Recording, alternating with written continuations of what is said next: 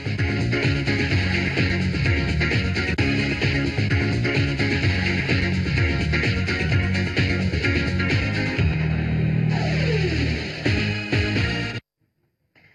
and welcome to Sport This Morning. I'm Cecilia Mogbe. It's great to have you join us again. I'm Tayo Salah. Right, so let's start the show off with the Super Eagles of Nigeria. President of the Nigeria Football Federation, Amaji Pinnick, believes Nigeria can still qualify from Group D into the second round despite losing their first game against Croatia over the weekend. So Amaji Pinnick still saying Nigeria can qualify, will qualify to go into the next round. Hopefully we can, knowing that all we have to do is just beat Iceland and, of course, Argentina, and we are in the next round. It's in our hands. Easy peasy. Right. You know? All right, let's go to England right now, where Harry Kane, the captain, fantastic, you will call him, had to rescue England against Tunisia. So for the fourth time, you're having another African team biting the dust. Right. Oh, what a shame that was. Harry Kane scored the first goal, scored the winner, and that's why he's our captain. Fantastic. He's the talisman for the side, and he duly delivered and rescued England yesterday against Tunisia. Also on the show this time, we're talking boxing, and this deal, the rematch between Gennady Golovkin and Triple G. And Canelo Alvarez, a bigger pardon, that deal has now been signed, sealed, and delivered. And we now know more details of the contract between the two best, the best two middleweight boxers in the world. And that's where we start the show from. Cecilia, the last time we were around and we spoke about this fight, there was a verbal agreement which they managed to reach. You know, at the last minute, at the last second, because it was almost going to break down, but they managed to reach the verbal agreement. Now we have more details on the deal, which has been signed and confirmed for September 15, 2018. Las Vegas. Right. Okay, and of course, Alvarez is receiving the lion's share of 70%. Is a revenue split for the first fight. The first fight generated 1.3 million pay-per-view buys and $27 million gates. So that's the biggest, the third biggest, highest in boxing history. Right. So this one is going to be 65-35. Actually, this one is 70-30. The last time around at the fourth time was 70-30. Canelo, because it was the big dog then, was calling all the shots, received the lion's share. When they were supposed to fight the actual rematch, which was for May the 5th, it was supposed to be a 65-35, but we know what happened since then. Canelo's failed drugs test, and that has given, and I was able to give Triple G leverage in terms of negotiations, and this time, finally, they've been able to agree on a 55-45 split.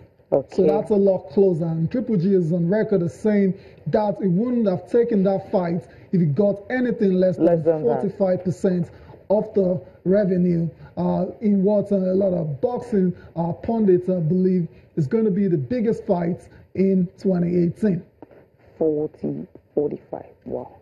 Fantastic. Like 55-40? Yeah, 55-40. 55-40.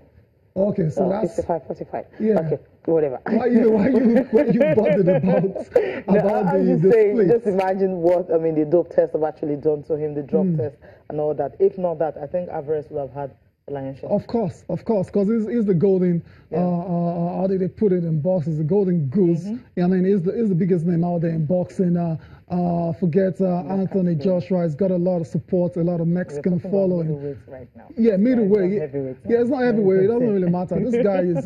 Have you seen his following? It is massive. Yeah, it's massive. Yeah, because of where he's from. Exactly. So all the South Americans like always rooting for him. Exactly. Yeah. So that fight is signed, sealed, and delivered now, September 15th. T-Mobile Arena, same venue where the fought to a disputed draw will be the same, will host this particular rematch. So we'll continue to monitor that one. We cannot wait for fight week. From boxing, let's go to tennis now. And Cecilia, the grass season is fully on the way now. And we're going to Queens, the Queens Club Championships in London. They have Wawrinka and, of course, Marin Cilic winning their opening game. But these two guys, the reason why you really can put your money on them is because of their inconsistency so far. For we have Cilic first. Cilic beating Verdasco. It was an easy one for him, but how far will he go in this one? 6-3, 6-4. His fourth succession against Verdasco. Right. Remember in 2012 he lost 4 points. That's okay. Yeah, he actually won this tournament in 2012, but this time he just lost 4 points against Verdasco and went on to clinch it into the next round. He's going to face another danger man, talking about Joe Simon next. Right. And of course, that one had to beat Denis Shapovalov. What's happening to this guy these days?